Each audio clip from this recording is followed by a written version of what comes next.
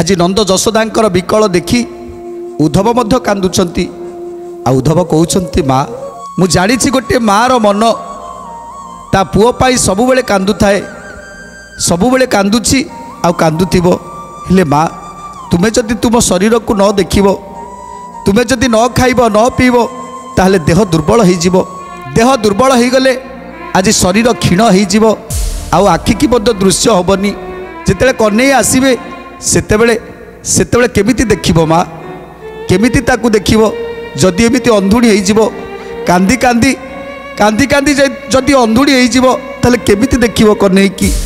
तेणु माँ एबेठारु कांद बंद कर दियो माँ, आउ जमा भी कांदनी। सबु कथा को भूली जाई एथर आउ अल्प दिन पाई मु आज कहूची, मु आज आपण को कथा दउची गणी गणी गणी गणी लेखिनियो। मु जेतिकी दिन रे कहिबी सेतिकी दिन रे प्रभु निश्चित आसीबे, आउ आपण को निश्चित देखा करिवे। उद्धव बोइले किछि कर नाई भ्रांति, मोर वचन सुन हुआ तुम्हे शांति। मोर वचन सुनी हुआ तुम्हे शांति। मोर वचन सुनी हुआ तुम्हे शांति। मुगला दिन लेखुथिबा दिन गणी, निकटे आसीबे निसे रामचक्र पाणी। निकटे आसीबे निसे रामचक्र पाणी। निकटे आसीबे निसे रामचक्र पाणी। तुम आगे यही कथा कहिबार पाई, आसीबा गरु मोते देले पठियाई। आसीबा गरु मोते देले पठियाई। आसीबा गरु मोते देले पठियाई।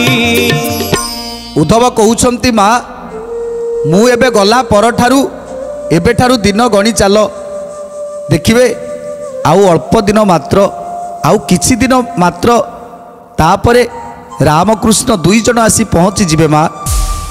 एबेठारु गणी नियो। एक कथा सुनिबा परे नंद यशोदा आनंदित हो जाउछंती। उद्धव कहउछंती माँ मते परा प्रभु एइथि पाई पठेइछंती, पितामाता को कहबो मात्र अल्प दिन भितरे मु जाई ताको पाखरे पहुँचबी, आउ से जमिति न कांदिबे, से जमिति आखिर लुह न झरइबे। उद्धवर शांति बाके नंद नंदराणी,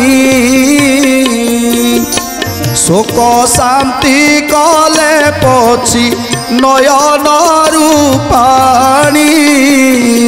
शोक शांति कले पछी नयन रूपाणी।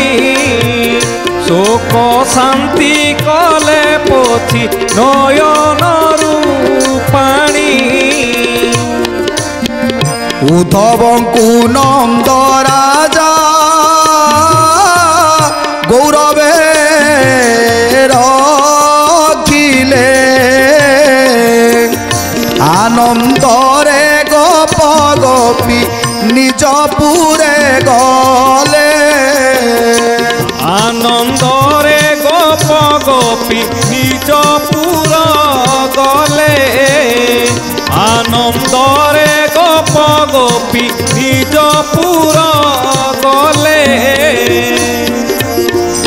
इथर उद्धवर शांति कथा शुणी एथर गोप गोपी माने आखिर लुह पोछीदेले, आ निज निज पुर को चलीगले।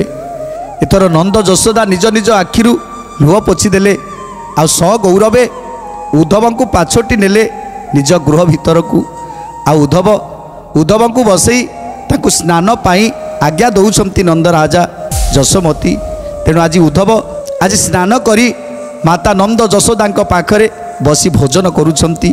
केते बड़ भाग्य से उद्धवंकर जो अणाकार ब्रह्मंकर पिता माता से पिता माता पाखरे बसी आज भोजन करुछंती उद्धव।